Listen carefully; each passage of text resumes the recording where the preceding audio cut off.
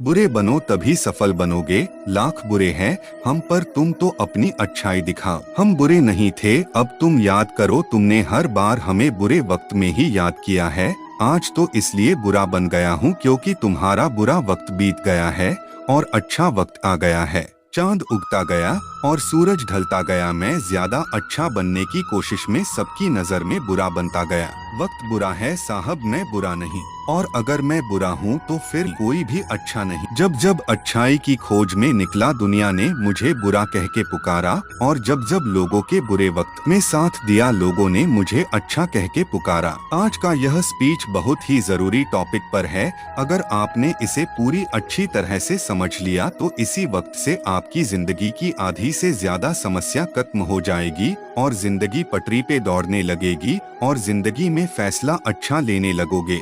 बचपन में एक बार मेरे पिताजी ने मुझे कहा कि जा बकरी चराने के लिए एक लकड़ी खेत से ले आ। मैं एक कुल्हाड़ी लेकर खेत में गया और पहला कुल्हाड़ी एक बहुत ही सीधे साधे पेड़ पर पड़ा। उस डाली पर कोई कांटे नहीं थे और उसको काटना बहुत आसान था। उसी के बगल में एक दूसरा बाबुल का पेड़ था जो पूरा कांटों से भरा था। मैंने उस पेड़ में तो पास में भी जाना नहीं, सोची आखिर मैं अपने हाथों में कांटे क्यों चुभा। अब इंसानों के साथ में भी बिल्कुल ऐसा ही होता है। जो इंसान टेढ़ा होता है ना थोड़ा काम अच्छा होता है, ना उसको ज्यादा डिस्टर्ब नहीं किया जाता है, उसको ज्यादा तंग नहीं किया जाता है, आम तौर पर उसकी बातें मान ली जाती है। वही अगर कोई सीधा इंसान होता है तो उसको अपनी बात मनवाने के लिए पापड़ बेलने पड़ते हैं और लास्ट में उसको वही मानना पड़ता है जैसा लोग उसको मनवाना चाहते हैं। आज हम बात करेंगे कि बुरा बनना क्यों जरूरी है,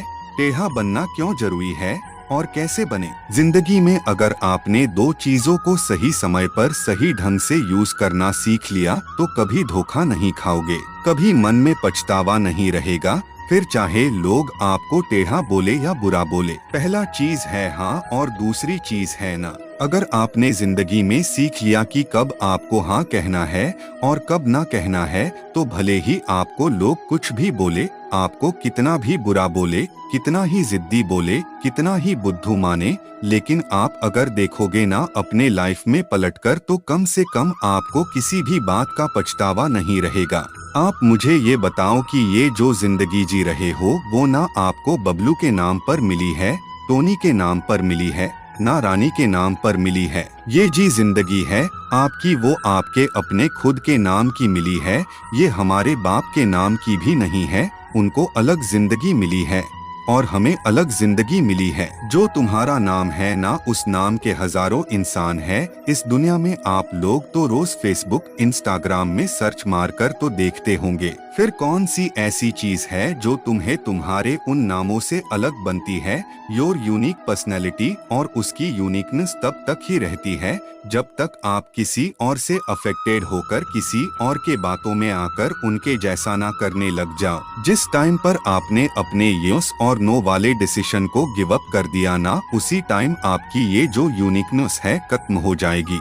अगर आपको लग रहा है कि कोई काम आपसे जबरदस्ती करवाई जा रही है और उसमें आपकी खुशी नहीं है और वो आपके नजरों में गलत है तो उसको वहीं पर गुड बाय बोल दो। लोग आपको टेढ़ा बोलेंगे, बुरा बोलेंगे, बोलने दो।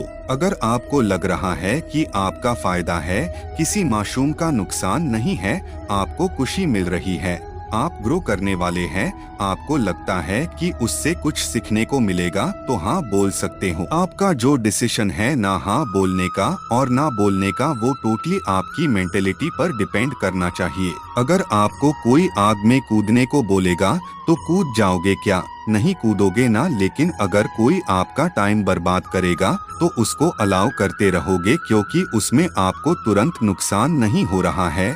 लेकिन अगर आप उसके कहने से आग में कूद जाओगे तो उसमें आपका तुरंत नुकसान हो जाएगा, तुरंत जल जाओगे। इसमें एक बात निकल का आई कि आप ज्यादा दूर की नहीं सोचते। आप सोचते हो कि कोई प्रॉब्लम नहीं है, जैसा चल रहा है वैसा चलने दो। वही अगर आप ये सोचोगे कि यही टाइम की बर्बादी लॉन्ग टाइम में आपको कितना नुकसान दे सकती है तो आप आज से ही गप्पे लड़ाना बंद कर दोगे, दूसरों के फालतू के कामों के लिए टाइम वेस्ट करना बंद कर दोगे। आपको ये लगा है ना कि अगर मैं मना कर दिया तो अगला इंसान मुझे गलत सोचेगा या फिर कभी मुझे जरूरत पड़ेगी तो साथ नहीं देगा। ये जो अकेले होने का फियर है ना, वही लोगों के हाँ को ना में और ना को हाँ में बदल देता है। और बदले में आपको क्या मिलता है? समय की बर्बादी, और सामने वाला का काम निकल जाता है, वो अपना फायदा लेकर निकल लेता है और तुम पछतावे को लेकर बैठे रहते हो कि काश उस दिन मैं ऐसा नहीं किया होता।